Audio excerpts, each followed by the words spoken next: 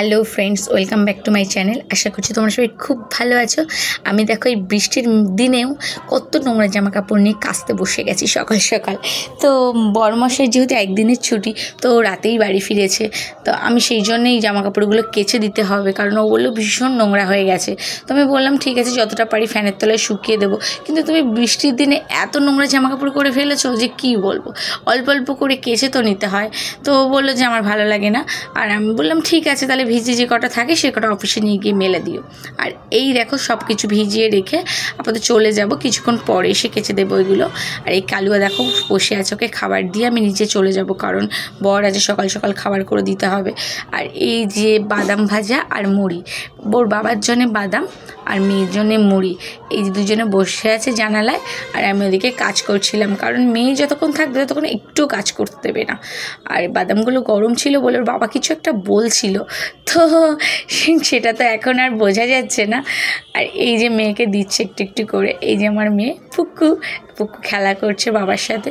ওর বাবা না সারা সপ্তাহ অফিসে থাকে, আর এখানে যখন আসে তখন মেয়ে ওকে ফেলে খুব মজা পায়। যে ভাত বসিয়ে দেব, চালগুলো ধোয়া হয়ে গেছে, আর এই যে আলুগুলো আমি ধুয়ে নিয়েছি, এগুলো দিয়ে ভাত বসিয়ে দিয়েছি দেখো।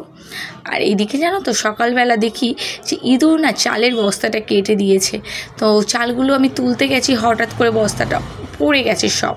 তো আমি সেগুলোই পরিষ্কার করে তুলে এগুলো ঝেড়ে আর কি বেছে রেখে দেবো, তাই এগুলো বাছতে বসে গেছি।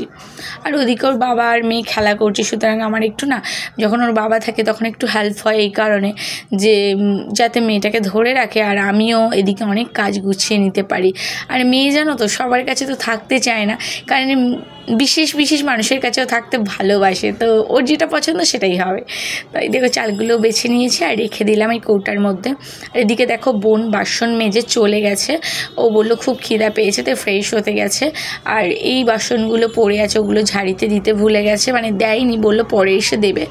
তো আমি বললাম যে ঠিক আছে, এগুলো সাইড করে দিই তাহলে, কারণ এখনও তো অনেক কাজ আছে, তুইও বাজারে যা। তো ও বললো যে ঠিক আছে আমি বাজারে যাচ্ছি, কিন্তু তুই এগুলো সাইড করে জল টলগুলো মুছে ঝাড়ু করে দে। তো আমি সেগুলোই করছি। আমি বললাম যে এগুলো সাইড করে আর জল টলগুলো মুছে দিই। জানো তো আমাদের ঘরের মেঝেতে না, মানে বর্ষা হলেই স্যাঁতসেঁতে হয়ে যায়, কেন জানি না, মানে এতটাই স্যাঁতসেঁতে হয়ে যায় মনে যেন জল ঢেলে দিয়েছে কেউ, এরকম একটা ব্যাপার। তো সেগুলোই মুছে, আর না হলে মুছে তো দিতেই হবে, কারণ মেয়ে ঘর ও ঘর দৌড়ি করে, কখন পড়ে যায়, পড়ে গেলেই একটা দুর্ঘটনা ঘটবে। তাই জন্য অগত্যা আমি এগুলো পরিষ্কার করে হালকা করে ঝাড়ু দিয়ে নিলাম, কারণ এখানে চালের গুঁড়ো টুড়ো পড়েছিল। তো পরে বাকিটা পুরোটা ক্লিন করে নেবো চান করতে যাওয়ার আগে। আর এই দেখো আমি চলে এসেছি, পাগলি হয়ে গেছি। আর চুলটা দেখো কি অবস্থা, প্রেগনেন্সির আগে না আমার অনেকটা চুল ছিল, আমি প্রেগনেন্সির পরেই কেটে দিয়েছি, কারণ এতটাই মানে চুল উঠতো না প্রেগনেন্সির পরে যে আমি কেটে দিতে বাধ্য হয়েছি। একরকম ভালো লাগতো না আর যত্ন করতে, কখন বাচ্চার যত্ন করব, কখন নিজের, মানে কখন চুলের, মানে সে একবারে যাচ্ছে তাই, নিজের মুখে ক্রিমটুকু মাখার সময় পাই না। তো কি করব, কিছুই মাখি না, কসমেটিক্স সব বন্ধ। আর এই যেটুকুনে যত্ন করার চুলটা তো প্রতিদিন আসতে হয়, তাই আসতে নিই। আর এই দেখো বৃষ্টি হচ্ছে বাইরে, সেটাই তোমাদেরকে দেখালাম। আর এই যে বাবার মেয়ে বসে আনন্দ করছে, মেয়ে দেখো কত খুশি, মাথা ঘুরছে এরুপার থেকে ওপার। আর দেখো বোন একটা ব্যানার নিয়ে এসছে, আর ওটা ওর ব্যানার, কারণ আর এই পুকুকে আমি আদর করে দিচ্ছি, আর বোনের ব্যানারটা সেট আপ করার জন্য যাচ্ছে।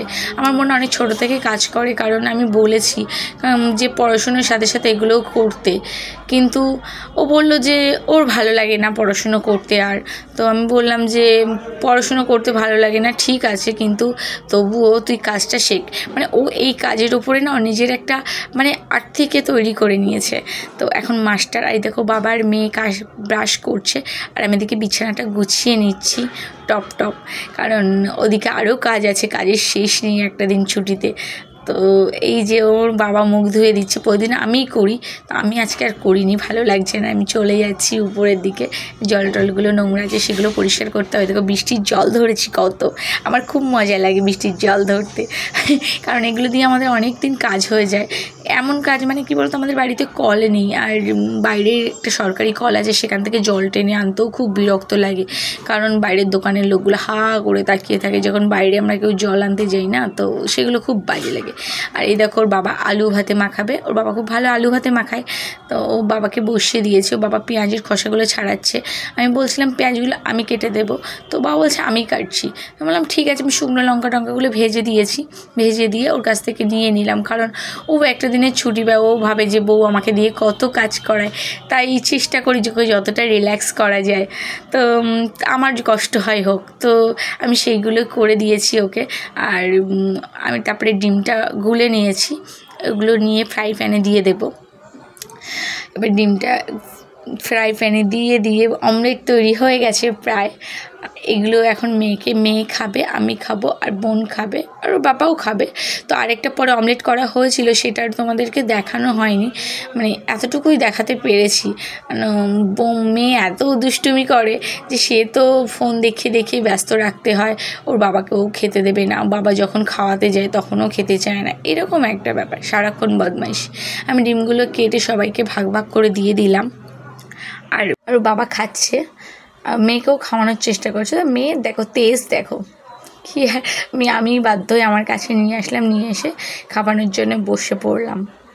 তো এই আর কি, ও শুরু করে দিয়েছে বাঁদরামি, ও কিন্তু ফোন দেখতেই ব্যস্ত, আর ওই খাচ্ছে সবার দিক থেকে, ফোন দেখবে কিন্তু সব দিকে আবার ঠিক আছে, মানে নিজেরটা খুব ভালো বোঝে। তো এই দেখো পা বোতলের উপরে তুলে দেবে, কত কিছু যে বদমাইশ এসে বলে আর শেষ করা যাবে না। জানো তো মেয়েদের একদিনও ছুটি হয় না, সত্যিই ছুটি হয় না। বিয়ের আগে সত্যিই একরকম জীবন, আর বিয়ের পরে আর এক রকম। তো বিয়ের পরে না এই জিনিসগুলো কিছুই থাকে না, তুমি যতক্ষণ না মরে না যাবে না ততক্ষণ এমনই চলতে থাকবে। একদম বোন বাজার করে নিয়ে এসছে বৃষ্টির মধ্যে, আর ওই দেখো সেলফি তুলছে ভিজে গায়ে।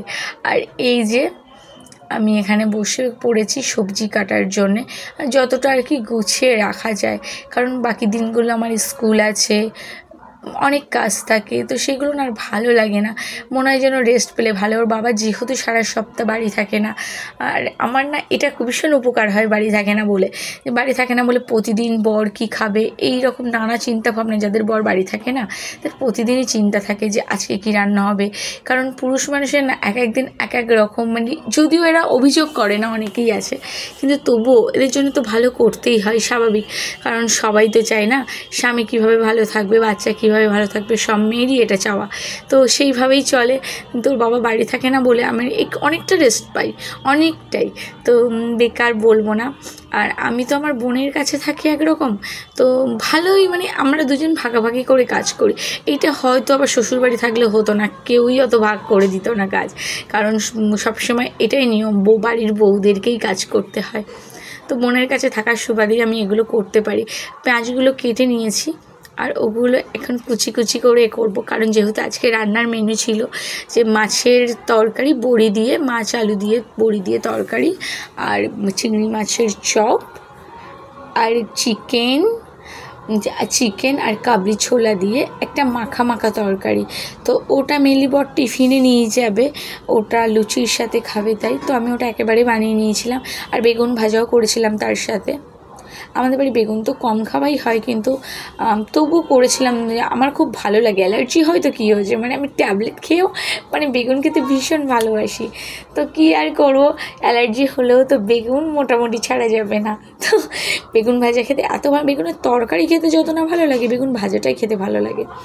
তো এই যে সব মোটামুটি কাটা হয়ে গেছে, দেখো মাছে হলুদ মাখিয়ে নিয়েছি, এই মাছগুলোই আজকে আলু আর বড়ি দিয়ে রান্না হবে এই জন্যে। আর এইগুলো হচ্ছে তোমার কাবলি ছোলার সাথে যে তরকারিটা হবে তার আলু। আর বাবার মেয়ে দেখো গল্প করছে, কত দিনের জমা গল্প, সেগুলোই করছে। আর আমি এই ফ্রিজে মাছগুলো যেগুলো বোন কেটেছে না, এগুলো ধুয়ে আপাতত ফ্রিজ করে দেবো, ডিপ ফ্রিজে থাকবে। এটা আমাদের সারা সপ্তাহে প্রায় চলে যায়, কারণ একদিন নিরামিষ একদিন ডিম এভাবে চলে যায়। আর এই দেখো রান্না শেষ, আর তোমাদেরকে বলতেই ভুলে গেছি, এই দেখো মাছের তরকারি।